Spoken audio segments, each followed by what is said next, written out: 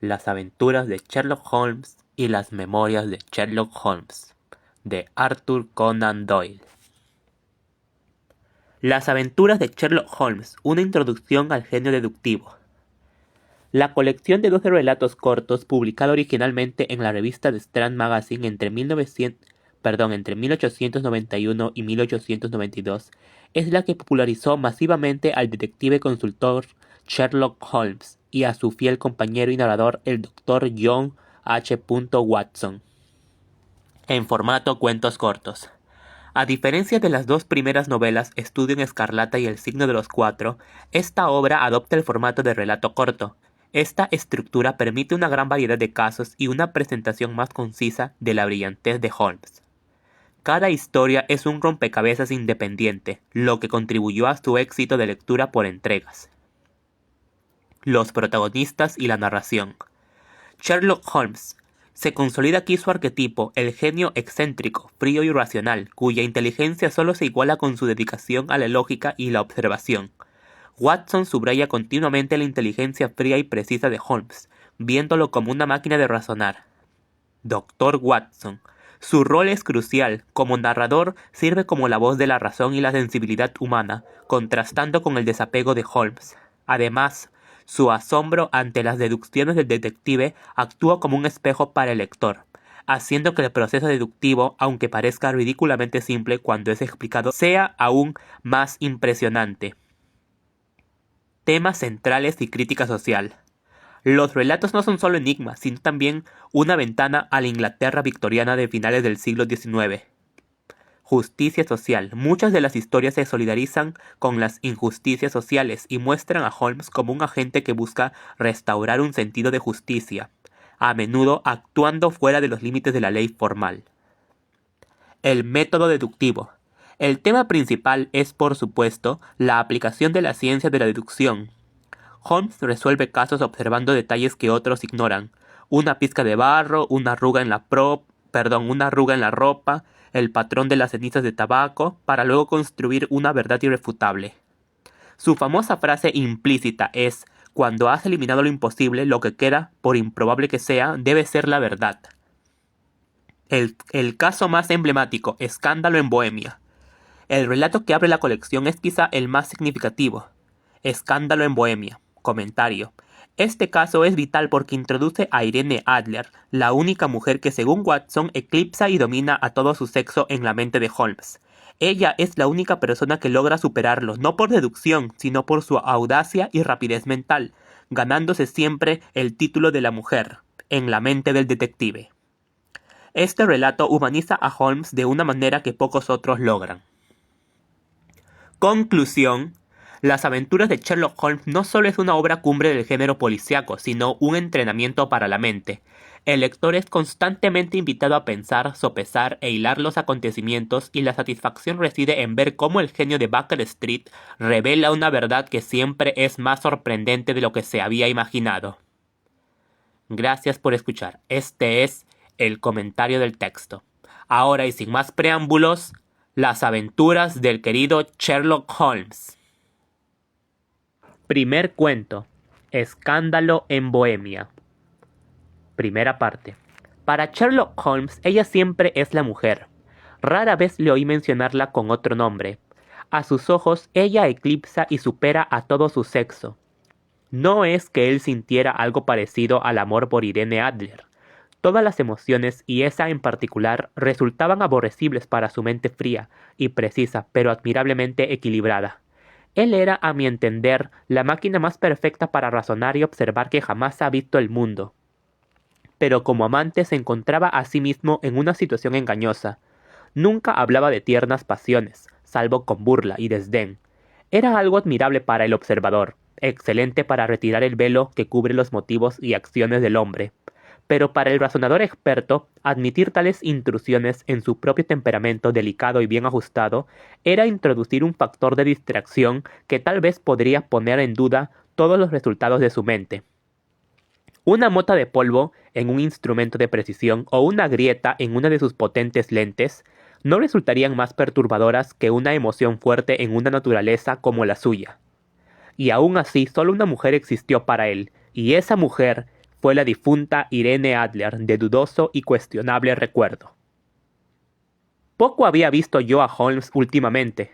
Mi matrimonio nos había distanciado. Mi completa felicidad y los intereses centrados en el hogar que surgen en torno a un hombre cuando por primera vez se descubre dueño de su propia casa eran suficientes para absorber toda mi atención.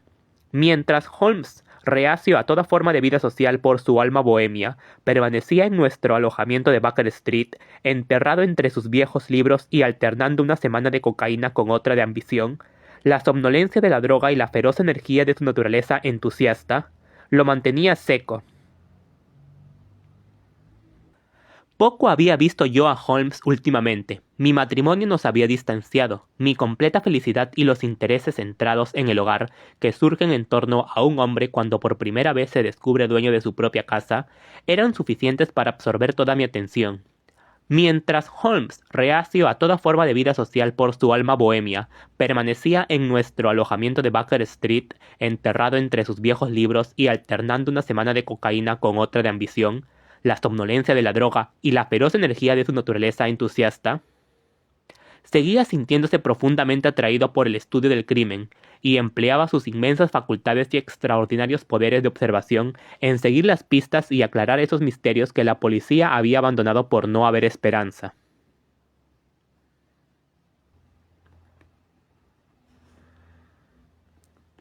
De vez en cuando yo oía alguna vaga noticia sobre sus hazañas, de sus citas en Odessa en el caso del asesinato Trepov, o el esclarecimiento de la singular tragedia de los hermanos Atkinson en Trincomalee, y para terminar la misión que había cumplido con discreción y éxito para la familia real holandesa. No obstante, más allá de estos signos de actividad que simplemente compartía yo con todos los lectores de la prensa diaria, poco sabía de mi viejo amigo y compañero. Una noche, la del 20 de marzo de 1888, regresaba yo de visitar a un paciente porque había vuelto a ejercitar, cuando mi ruta me llevó a Baker Street. Al pasar por aquella puerta que tan bien recordaba, que siempre irá asociada en mi memoria a mi noviazgo y a los siniestros incidentes del estudio en escarlata, sentí un vivo deseo de ver de nuevo a Holmes, y de saber en qué estaba empleando sus extraordinarios poderes. Su apartamento estaba iluminado, y, al mirar hacia arriba, vi su figura alta y enjuta pasar 2 veces en forma de silueta oscura por detrás de la persiana. Caminaba por la habitación con rapidez y ansiedad, con la cabeza apoyada en el pecho y las manos agarradas por detrás. A mí, que conocía cada uno de sus hábitos y humores, esta actitud y modo de comportarse me contaban una historia. De nuevo trabajaba. Había salido de los sueños causados por las drogas y estaba siguiendo el rastro de algún nuevo problema. Llamé a la puerta y me llevaron a la habitación que en otro tiempo había sido mía en parte. No se mostró efusivo, rara vez lo hacía, pero creo que se alegró de verme, sin apenas pronunciar palabra, pero con mirada amable. Me indicó un sillón con un gesto de la mano, me lanzó su pitillera y señaló un estuche de licor y un sifón que había en un rincón. A continuación se situó frente al fuego y me miró de aquella forma introspectiva tan particular suya. «El matrimonio le sienta bien», comentó. «Diría, Watson, que ha engordado 7 libras y media desde la última vez que le vi». «7», respondí. «En realidad había pensado que un poco más, solo un poquito más me parece a mí, Watson. Y ejerciendo de nuevo según veo. No me dijo que tuviera intención de volver a su oficio». «Entonces, ¿cómo lo sabe?» «Lo veo, lo deduzco, como sé que usted se empapó hace poco tiempo y que tiene una criada torpe y descuidada». «Mi querido Holmes», dije, «esto es demasiado. Seguro que hubiera muerto quemado en una hoguera si hubiese vivido hace unos siglos». «Es cierto que salí a pasear al campo el jueves y regresé a casa en un lamentable estado. Pero cómo me he cambiado de ropa, no podía imaginar. Siquiera que usted lo deduje». «Es cierto que salí a pasear al campo el jueves y regresé a casa en un lamentable estado. Pero, como me he cambiado de ropa, no podía imaginar siquiera que usted lo dedujera. Respecto a Mary Jane es incorregible, y mi esposa la ha despedido. Pero de nuevo, no entiendo cómo lo ha averiguado». Se rió entre dientes y se frotó sus largas y nerviosas manos. «Es muy sencillo», dijo. Mis ojos me dicen que en la parte interior de su zapato izquierdo, exactamente donde le está dando la luz del fuego, el cuero está arañado con 6 líneas paralelas. Obviamente las ha causado una persona que ha rascado sin ningún cuidado los bordes de la suela, con el fin de eliminar el barro adherido a ella. Por tanto, ya ve, mi doble deducción es que ha salido al exterior con mal tiempo y que tenía un espécimen de sirvienta londinense, especialmente maligna y rajabotas. Respecto a su oficio, si un caballero entra a mi casa oliendo a iodoformo, con una mancha negra de nitrato de plata en el dedo índice derecho y un bulto en el lado derecho de su sombrero de copa que demuestra dónde ha escondido su estetoscopio, tendría que ser muy tonto. En realidad, si no le identifico como miembro activo de la profesión médica.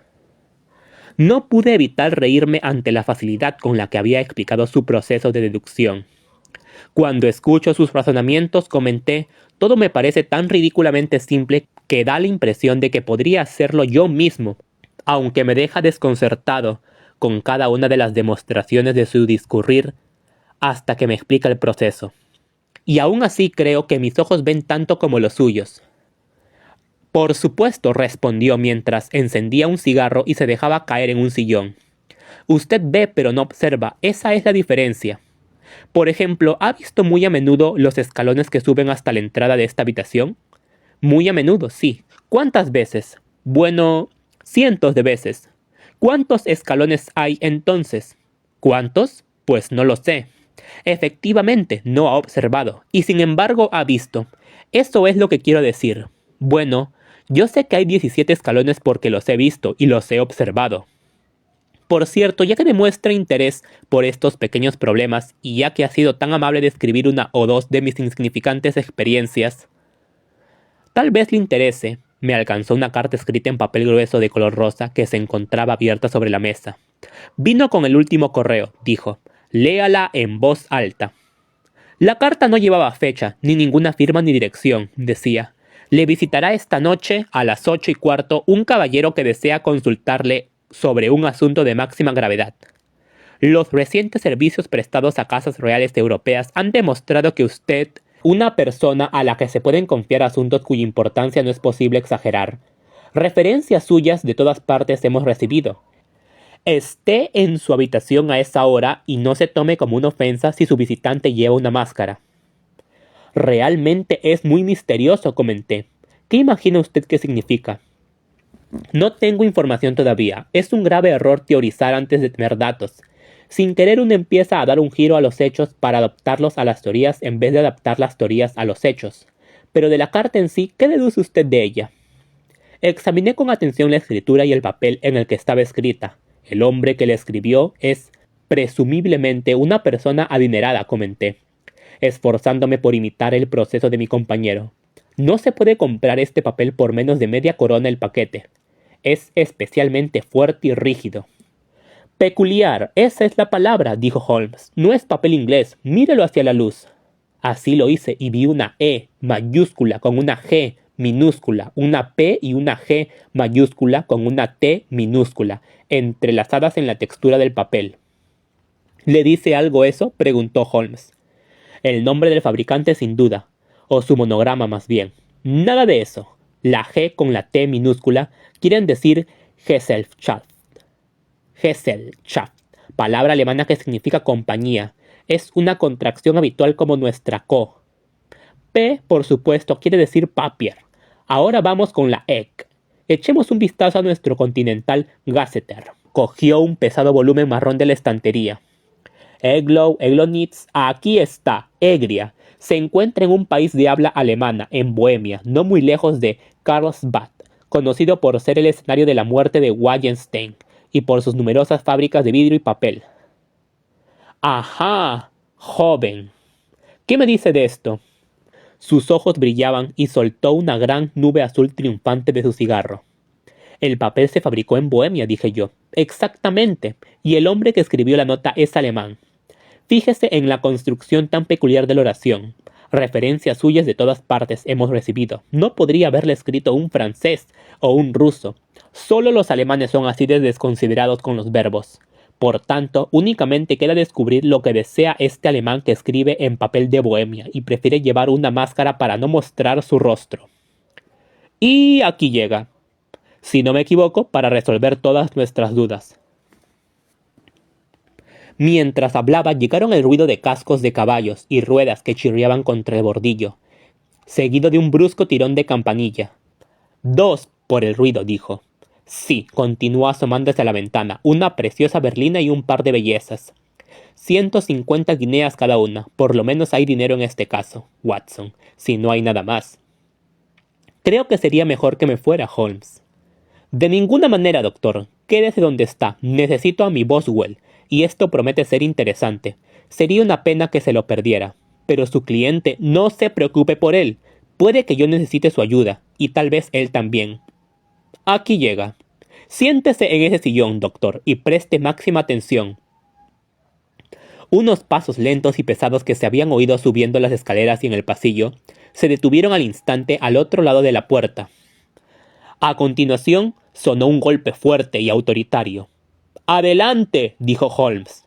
Entró un hombre de 2 metros de estatura, con el pecho y las extremidades de un Hércules. Vestía con un lujo que en Inglaterra sería considerado de mal gusto. Pesadas tiras de astracán adornaban las mangas y el cuello de su abrigo cruzado, mientras la capa de color azul oscuro que llevaba sobre los hombros estaba forrada de seda de color fuego y sujetada al cuello con un broche que consistía en un único berilo resplandecientes. Botas que le llegaban hasta media pantorrilla, adornadas con lujosa piel marrón en la parte superior, completaban la impresión de opulencia bárbara que sugería su aspecto en general. Sostenía en la mano un sombrero de ala ancha, mientras en la parte superior de su rostro, extendiéndose por debajo de los pómulos, llevaba un antifaz negro que al parecer acababa de ajustarse porque su mano aún estaba levantada hacia él cuando entró. Observando la parte inferior del rostro, parecía un hombre de carácter fuerte, con labios gruesos, un poco caídos y una barbilla alargada y recta que sugería una resolución llevada al punto de la obstinación. «¿Recibió mi nota?», preguntó con un tono de voz grave y áspero y un marcado acento alemán. Decía que le haría una visita. Nos miraba a uno y a otro como si no estuviera seguro de a quién dirigirse. «Por favor, tome asiento», dijo Holmes. «Este es mi amigo y compañero el doctor Watson, quien de vez en cuando me presta buena ayuda en mis casos. ¿A quién tengo el honor de dirigirme?» «Se puede dirigir a mí como conde von Kram, noble de Bohemia. Entiendo que este caballero, su amigo, es hombre de honor y discreción, a quien yo podría confiar un asunto de la máxima importancia. Si no es así, preferiría comunicarme con usted a solas». Me levanté para marcharme, pero Holmes me sujetó por la muñeca y me obligó a sentarme de nuevo en mi asiento. «O los dos o ninguno», dijo.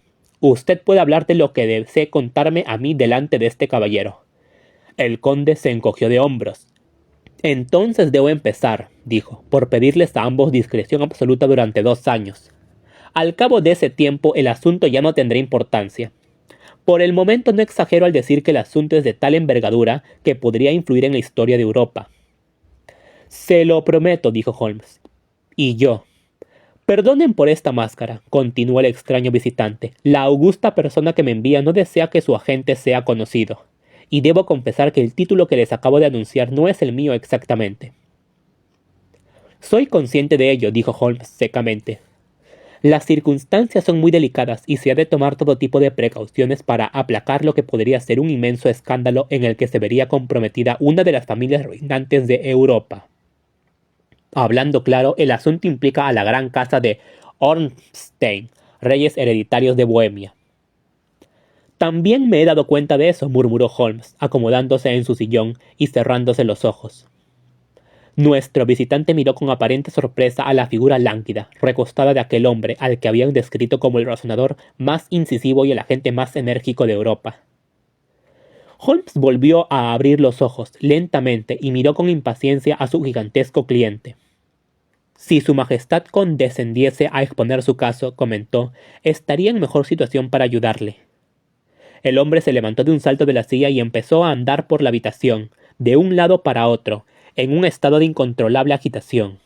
A continuación, con un gesto de desesperación, se arrancó la máscara del rostro y la tiró al suelo.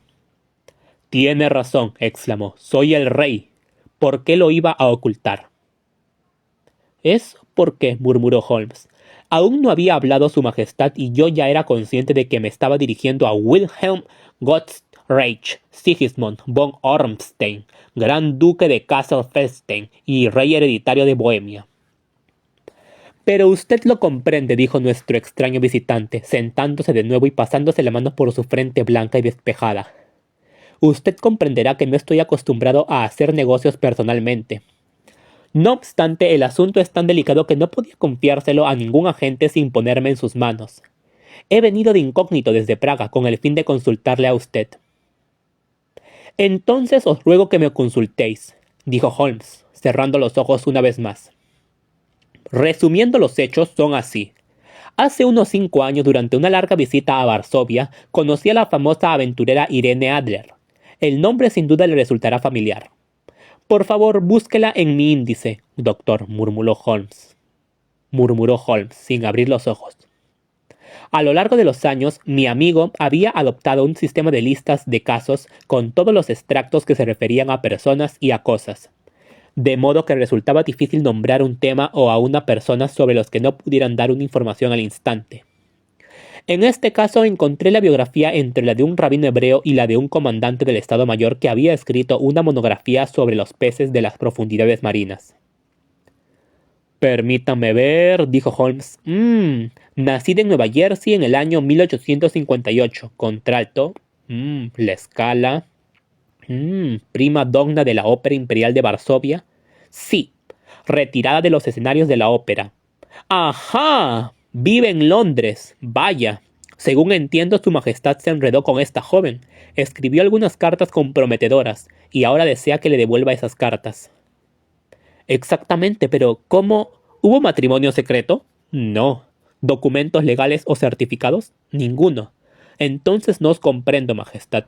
Si esta joven deseara chantajear con esas cartas o tener otros propósitos, ¿cómo demostraría que son auténticas? Está la letra. Bah. Falsificada. Mi papel de cartas personal. Robado. Mi propio sello. Imitado. Mi fotografía. Comprada. Estamos los dos en la fotografía. Vaya, eso sí que es malo. Su majestad ha cometido una indiscreción. Estaba trastornado, loco. Os habéis comprometido seriamente. Entonces solo era un príncipe heredero, era joven, ahora tengo 30 años. Hay que recuperarla. Lo hemos intentado y hemos fracasado. Su majestad ha de pagar, hay que comprarla. No la venderá. ¿Robarla entonces? 5 veces se ha intentado. En 2 ocasiones, ladrones a los que pagué revolvieron su casa. Una vez extraviamos su equipaje mientras viajaba. 2 veces ha sido asaltada, pero sin resultado alguno. ¿No se ha encontrado ningún rastro? Nada en absoluto. Holmes se echó a reír. Es un pequeño problema, dijo. Pero muy serio para mí, respondió el rey con un tono de reproche. Sí, lo es. ¿Y qué se propone hacer con ella? Arruinarme. ¿Pero cómo? Estoy a punto de casarme. Eso he oído.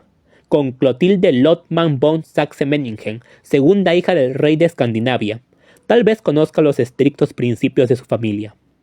Ella misma es pura delicadeza. Una sombra de duda sobre mi conducta y todo acabaría. Irene Adler amenaza con enviarles la fotografía. Y lo hará, sé que lo hará. Usted no la conoce, tiene el alma de acero, posee el rostro de la más bella de todas las mujeres y la mente del más decidido de los hombres. Con tal de no verme casado con otra mujer, no hay nada que la detenga, nada. ¿Está seguro de que no las ha enviado todavía? Estoy seguro. ¿Y por qué? Porque ha dicho que las enviaría el mismo día en el que se anunciara el compromiso públicamente, y eso será el próximo lunes. Oh, entonces aún tenemos 3 días, dijo Holmes bostezando. Es una gran suerte porque tengo 1 o 2 asuntos importantes que tratar en este momento. Por supuesto, su majestad permanecerá en Londres por ahora. Desde luego. Me encontrará en el Langham, con el nombre de Conde von Kram. Entonces os enviaré unas líneas para daros a conocer cómo van nuestros progresos. Por favor, hágalo, estaré muy impaciente. Y en cuanto al dinero, ¿tiene usted carta blanca? Absolutamente. Le digo que entregaría una de las provincias de mi reino por conseguir esa fotografía. Y para los gastos del inmediatos, el rey sacó una pesada bolsa de ante de debajo de su capa y la depositó sobre la mesa. Hay 300 libras en oro y 700 en billetes de banco, dijo. Holmes garabateó un recibo en una hoja de su cuaderno y se la entregó. ¿Y la dirección de la Mademoiselle? Preguntó. Villa Brioni, Serpentine Avenue, St. John Woods. Holmes tomó nota de ello. Una pregunta más, dijo. ¿La fotografía era de formato normal? Lo era. Entonces, buenas noches, Su Majestad, y confío en que pronto tendremos buenas noticias para usted. Y buenas noches, Watson, añadió cuando las ruedas de la berlina real rodaban ya por la calle. Si fuera tan amable de venir mañana por la tarde a las 3, me gustaría charlar de este pequeño asunto con usted. Parte 2. A las 3 en punto yo estaba en Baker Street, pero Holmes no había regresado aún. La casera me informó de que había salido de casa poco después de las 8 de la mañana. No obstante, me senté junto al fuego con intención de esperarle. Tardará lo que tardara. Yo ya estaba sumamente interesado en su investigación, porque aunque no la rodeaba ninguno de los aspectos sombríos y extraños asociados a los dos crímenes que ya he relatado en otro lugar, la naturaleza del caso y la elevada posición del cliente le daban un carácter propio. Es más, independientemente de la naturaleza de la investigación que mi amigo tuviera entre manos, había algo en su modo magistral de captar una situación y en su razonamiento agudo e incisivo, que hacía que para mí fuera un placer estudiar su sistema de trabajo y seguir los métodos rápidos y sutiles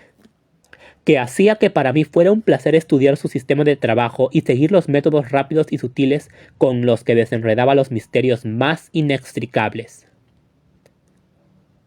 Tan acostumbrado estaba yo a su continuo éxito que ni se me pasaba por la cabeza la mera posibilidad de su fracaso. Eran casi los 4 cuando se abrió la puerta y entró en la habitación un mozo con aspecto de borracho, desastrado y con patillas, con el rostro enrojecido y la ropa impresentable.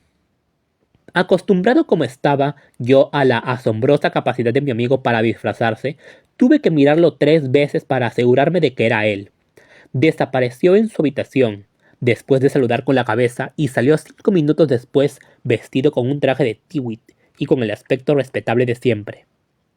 Metiéndose las manos en los bolsillos, estiró las piernas delante de la chimenea y rió con ganas durante unos minutos. Bueno, bueno, exclamó, ahogándose y riéndose de nuevo, hasta que se vio obligado a relajarse en una silla, lánguido e indefenso. ¿Qué sucede? Es muy divertido. Estoy seguro de que nunca podría adivinar en qué he empleado la mañana o lo que he terminado haciendo. No me lo imagino. Supongo que ha estado vigilando los hábitos y tal vez la casa de la señorita Irene Adler. Desde luego. Pero lo que sucedió a continuación fue lo raro. Se lo voy a contar. Salí de casa poco después de las 8 de la mañana, disfrazado de mozo de cuadra en busca de trabajo. Existe una maravillosa solidaridad y hermandad entre los hombres que trabajan en las caballerizas. Si eres uno de ellos, te enterarás de todo lo que hay que saber. Pronto hallé Villa Brioni. Es una villa de lujo con un jardín en la parte posterior, pero que por delante el edificio llega hasta el borde de la carretera.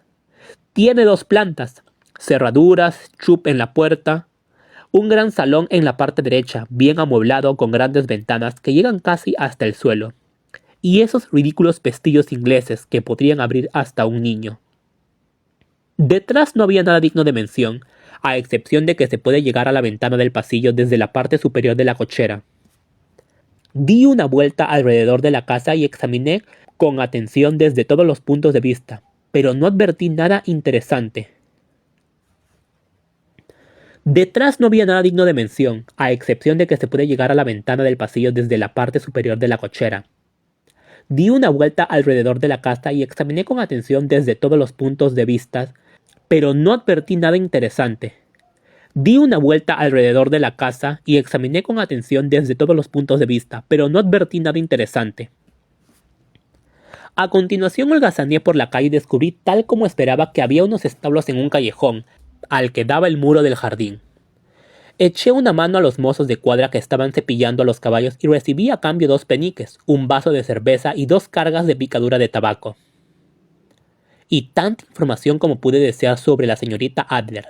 sin contar con la de media docena de otros vecinos que no me interesaban lo más mínimo, pero cuyas biografías me vi obligado a escuchar. ¿Y qué hay de Irene Adler?, pregunté.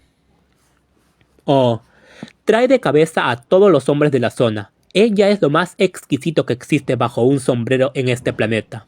Eso dice cada uno de los hombres de las caballerizas del Serpentín. Vive de un modo tranquilo, canta en conciertos, sale en su carruaje a las 5 cada día y regresa a las 7 justo para cenar. Rara vez sale en otras ocasiones, excepto cuando canta. Solo recibe una visita masculina, pero es muy frecuente. Él es moreno, atractivo y elegante.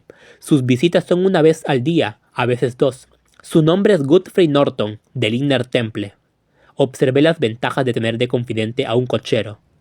Le habían conducido a casa desde el Serpentín una docena de veces y lo sabían todo sobre él. Cuando hube escuchado todo lo que tenían que contarme, empecé a pasear de nuevo cerca de Villa Briony y a pensar en mi plan de campaña. Sin duda, este Godfrey Norton era un factor importante en el asunto. Era abogado, eso me dio mala espina. ¿Cuál era la relación entre ellos y cuál era el objeto de sus repetidas visitas? ¿Era ella su cliente, su amiga o su amante? Si el caso fuera el primero, probablemente le habría entregado la fotografía para su custodia.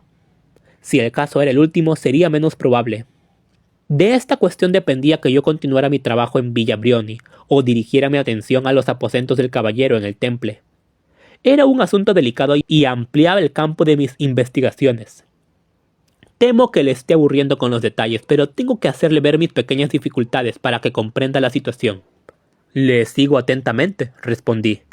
Aún estaba dándole vueltas en mi cabeza al asunto cuando llegó a Villa Briony un coche de caballos muy elegante y se apeó de él un caballero. Era un hombre muy apuesto, moreno, de nariz aguileña y con bigote. Evidentemente era el hombre del que me habían hablado. Parecía tener mucha prisa, gritó al cochero que le esperara y pasó a toda prisa junto a la doncella que le abrió la puerta con aspecto de un hombre que está en su propia casa. Estuve en casa una media hora y pude verle fugazmente a través de las ventanas de la sala de estar, andando de un lado a otro, hablando con excitación y moviendo los brazos. A ella no pude verla. De repente salió él y parecía incluso más aturullado que antes. Al subir al coche sacó un reloj de oro del bolsillo y lo miró muy serio. «Corra como el diablo», gritó. «Primero a Gross y Hankey's en Regent Street y luego a la iglesia de Santa Mónica en Edgware Road. Media guinea si lo hace en 20 minutos». Allá se fueron y yo me estaba preguntando si debería seguirlos cuando por el callejón vi venir un bonito y pequeño landó. El cochero llevaba el abrigo a medio abrochar y la corbata por debajo de la oreja, y todas las correas del arnés fuera de las hebillas. Aún no se había detenido cuando ella salió disparada por la puerta y entró en el landó. Solo pude verla un momento, pero era una mujer encantadora, con un rostro por el que un hombre se dejaría matar. «A la iglesia de Santa Mónica, John», ordenó, «y medio soberano si llegas allí en 20 minutos». Esto era demasiado bueno para perdérselo, Watson. Estaba dudando entre salir corriendo o agarrarme a la parte trasera del landó cuando vi llegar un cabriolé por la calle. El cochero miró 2 veces al pasajero andrajoso, pero yo salté al interior antes de que pudiera objetar algo. «A la iglesia de Santa Mónica», dije, «y medio soberano si llega allí en 20 minutos». Eran las 12 menos 25 y, por supuesto, estaba bastante claro lo que estaba sucediendo. El cochero corrió la voz. «No creo haber ido tan rápido en mi vida, pero los otros llegaron antes que nosotros. El coche de caballos y el landó, con los caballos sudorosos, estaban frente a la puerta cuando llegué. Pagué al hombre y me apresuré a entrar en la iglesia. No había un alma allí, a excepción de los 2 a los que había seguido y de un clérigo con sobrepelliz, que parecía estar discutiendo con ellos. Los 3 permanecían de pie delante del altar. Pasé despacio por el lateral, como cualquier otra persona desocupada que entra en una iglesia. De repente, y para mi sorpresa, los 3 se giraron hacia mí, y Godfrey Norton se acercó hacia mí corriendo tan rápido como pudo. «Gracias a Dios», exclamó, «usted servirá. Vamos, vamos». «¿Qué sucede?», pregunté. «Vamos, hombre, vamos, solo 3 minutos o no será legal». Casi me arrastraron hasta el altar, y antes de saber dónde estaba me encontré murmurando respuestas que alguien había susurrado a mi oído, y dando fe de cosas que desconocía. y, en general, colaborando en el enlace entre Irene Adler, soltera, y Godfrey Norton, soltero. Se hizo todo en un momento, y allí estaban el caballero dándome las gracias por un lado y la señora por el otro, mientras el clérigo sonreía con orgullo delante de mí. Ha sido la situación más absurda en la que me he encontrado en mi vida, y ha sido pensar en ello lo que me hace reír ahora. Al parecer había alguna informalidad en su licencia, y el clérigo se negaba rotundamente a casarlo sin un testigo presente, y mi afortunada presencia ha evitado que el novio tuviera que salir a la calle en busca de un padrino. La novia me dio un soberano, y tengo intención de llevarlo puesto en la cadena del reloj para recordar la ocasión. Esto da un giro inesperado al asunto, dije yo. ¿Y después qué pasó? Bueno, descubrí que mis planes estaban amenazados. Daba la impresión de que la pareja iba a partir de inmediato, y por tanto necesitaba tomar medidas rápidas y enérgicas por mi parte. Sin embargo, se separaron en la puerta de la iglesia. Él regresó al templo y ella a su casa. Saldré al parque a las 5 como de costumbre, dijo, mientras se alejaba de él. No oí nada más. Se marcharon en direcciones diferentes, y yo me fui a arreglar unos asuntos. ¿Qué asuntos? Un poco de carne fría y un vaso de cerveza, respondió mientras tocaba la campanilla. He estado demasiado ocupado para pensar en comer y probablemente voy a estar mucho más ocupado esta tarde. Por cierto, doctor, desearía que colaborara conmigo. Estaré encantado. ¿No le importa infringir la ley? Ni lo más mínimo, ni correr el riesgo de ser detenido? No, si es por una buena causa. La causa es excelente. Pues aquí tiene a su hombre. Estaba seguro de que podría confiar en usted. Pero, ¿qué es lo que desea? Cuando la señora Turner haya traído la bandeja, se lo explicaré todo. Bueno, dijo, mientras se dirigía hambriento a la comida ligera que le había traído nuestra casera. Tengo que explicárselo. Mientras como porque no tenemos mucho tiempo. Cuando la señora Turner haya traído la bandeja, se lo explicaré todo. Bueno, dijo, mientras se dirigía hambriento a la comida ligera que le había traído nuestra casera. Tengo que explicárselo mientras como, porque no tenemos mucho tiempo. Son casi las 5 ahora. Dentro de 2 horas tenemos que estar en el escenario de acción. La señorita Irene, o señora ya, regresa de su paseo en coche a las 7. Debemos estar en Villa Brioni para encontrarnos con ella.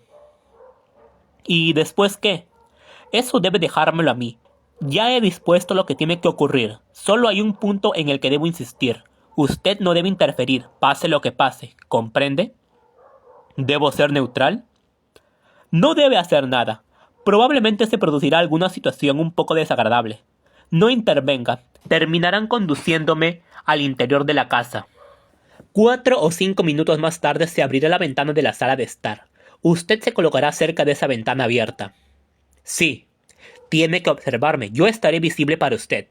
Sí. Y cuando yo levante la mano, así lanzará a la habitación lo que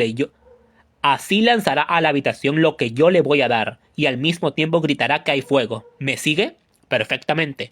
No es nada extraordinario, dijo, sacando de su bolsillo un cilindro largo en forma de cigarro.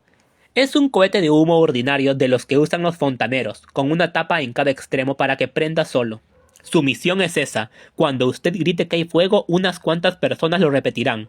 A continuación caminará hacia el final de la calle y yo me reuniré con usted al cabo de 10 minutos. Espero que me haya explicado con la suficiente claridad. Tengo que ser neutral, acercarme a la ventana, observarle y a su señal lanzar este objeto. Después gritaré que hay fuego y luego le esperaré en la esquina de la calle. ¡Eso es! Entonces usted puede confiar plenamente en mí. Excelente, creo que es hora de prepararme para el nuevo papel que voy a representar. Desapareció en su habitación y regresó al cabo de unos minutos disfrazado de clérigo protestante, afable y sencillo. Su sombrero negro de ala ancha, sus pantalones holgados, su alzacuello blanco, su agradable sonrisa y un aspecto general de curiosidad benévola. Solo podría haberlos igualado el mismísimo señor John Are. Y no es únicamente que Holmes se cambiara de traje, su expresión, su actitud, su alma misma parecían cambiar con cada nuevo papel que asumía. Los escenarios perdieron un excelente actor, incluso la ciencia perdió un agudo pensador cuando él se convirtió en especialista del crimen. Eran las 6:15 cuando salieron de Baker Street, y todavía faltaban 10 minutos para la hora cuando ya nos encontrábamos en Serpentine Avenue. Oscurecía ya y las farolas se habían encendido mientras paseábamos cerca de Villa Brioni. esperando la llegada de su ocupante. La casa era tal como me la había imaginado después de la descripción sucinta de Holmes, pero las inmediaciones parecían ser menos solitarias de lo que esperaba.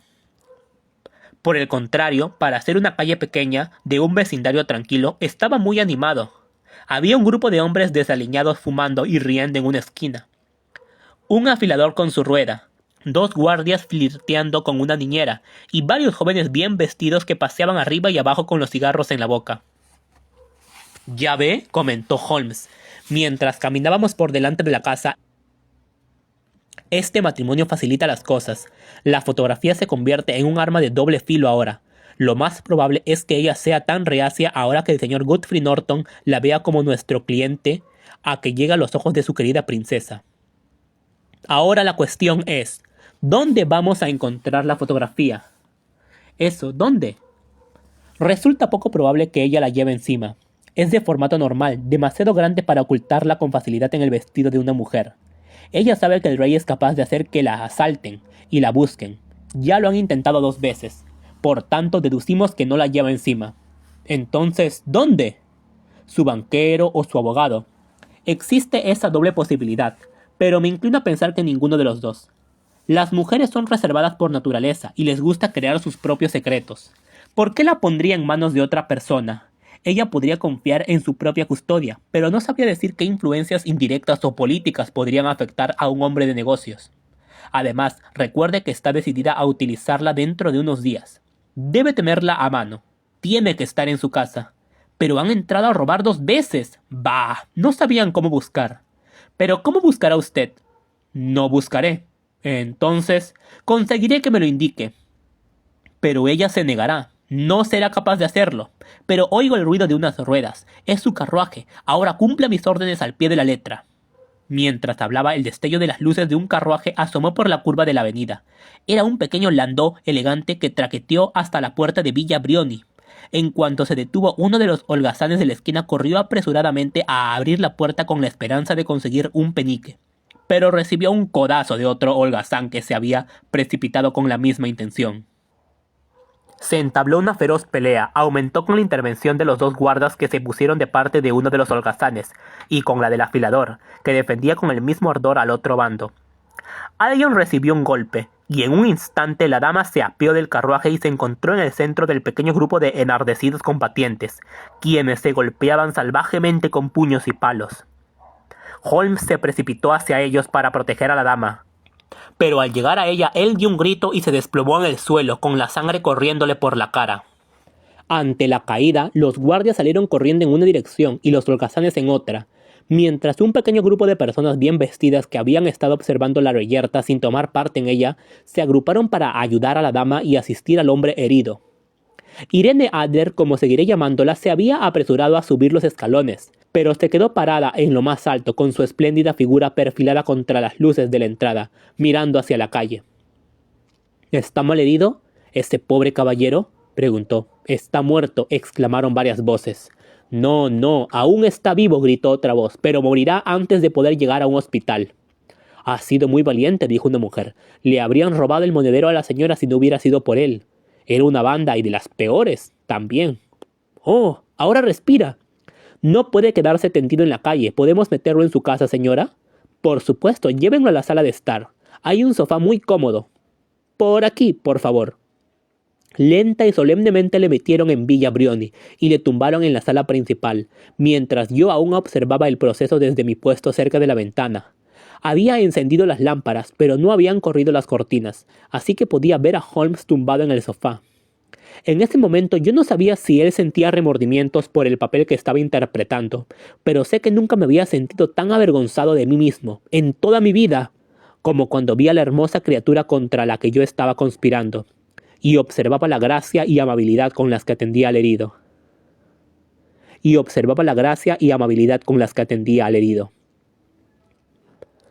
No obstante, habría sido la peor de las traiciones abandonar en ese momento la misión que me había encomendado. Endurecí mi corazón y saqué el cohete de humo de mi abrigo. Después de todo, pensé que no le estábamos haciendo daño. Estábamos evitando que hiciera daño a otro. Holmes se había sentado en el sofá y le vi moverse como si necesitara aire.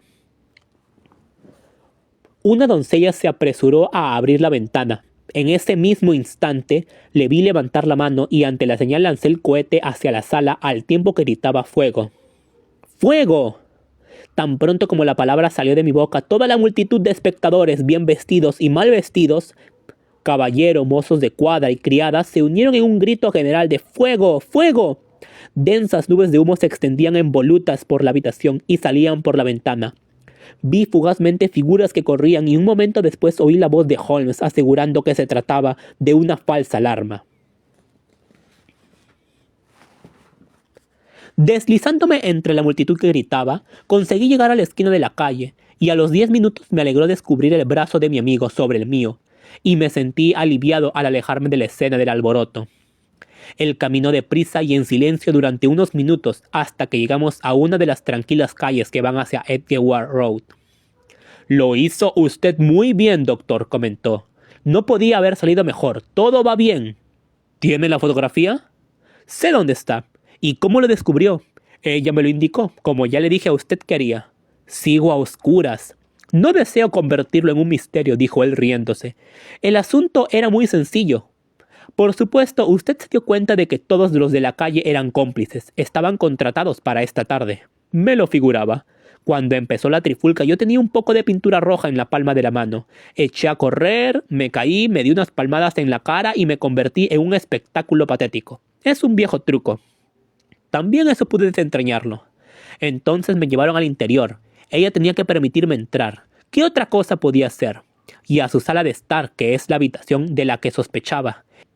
Era esa o su dormitorio, y estaba decidido a averiguar cuál. Me tumbaron en el sofá, yo me moví como si me faltara el aire, ellos corrieron a abrir la ventana, y así usted tuvo la oportunidad. ¿Cómo le ayudé? Todo fue importante. Todo fue importante. Cuando una mujer piensa que su casa se quema, su instinto le hace precipitarse hacia lo que más valora. Es un impulso absolutamente irreprimible, y en más de una ocasión me he aprovechado de ello. En el caso del escándalo de la suplantación de Darlington me fue de utilidad, y también en el caso del castillo Arnsworth. Una mujer casada agarra a su bebé, una soltera va a por su joyero. Ahora bien, yo tenía muy claro que nuestra dama de hoy no tenía en su casa nada más preciado que lo que nosotros estábamos buscando, y que correría a ponerlo a salvo. La alarma de fuego fue perfecta, el humo y los gritos fueron suficientes para afectar a unos nervios de acero. Ella respondió de maravilla. La fotografía se encuentra en un hueco detrás de un panel corredizo, justo encima del cordón de la campanilla derecha. Llegó allí al instante y vi fugazmente que empezaba a sacarla. Cuando yo dije que era una falsa alarma, ella le volvió a dejar en su sitio. Miró al cohete, salió corriendo de la habitación y no la he visto desde entonces. Me levanté, pedí disculpas y me escapé de la casa.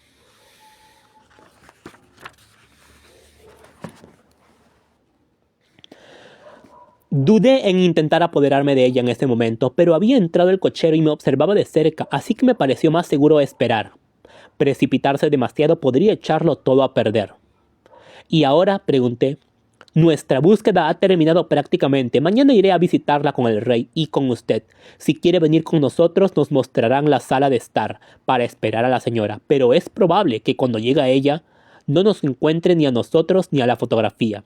Sería una satisfacción para su majestad recuperarla con sus manos. ¿Y cuándo irán a visitarla? A las 8 de la mañana. No se habrá levantado, así que tendremos el campo libre. Y además tenemos que apresurarnos, porque este matrimonio podría significar un completo cambio en su vida y costumbres. Tengo que telegrafiar al rey. Tengo que telegrafiar al rey sin demora. Habíamos llegado a Baker Street y nos habíamos detenido en la puerta. Él estaba buscando las llaves en los bolsillos cuando alguien dijo al pasar: «Buenas noches, señor Holmes». Había varias personas en la acera en ese momento, pero el saludo parecía proceder de un joven delgado con abrigo que había pasado deprisa a su lado. «He oído antes esa voz», dijo Holmes, mirando fijamente a la calle mal iluminada. «Me pregunto quién demonios habrá sido». Parte 3.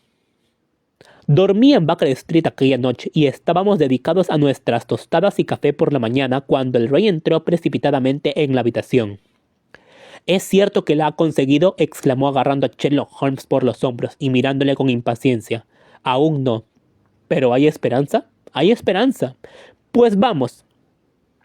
Estoy impaciente por ir. ¿Tenemos que conseguir un coche? No, mi berlina está esperando. Entonces eso simplifica las cosas. Bajamos y una vez más nos dirigimos a Villa Brioni. Irene Adler se ha casado.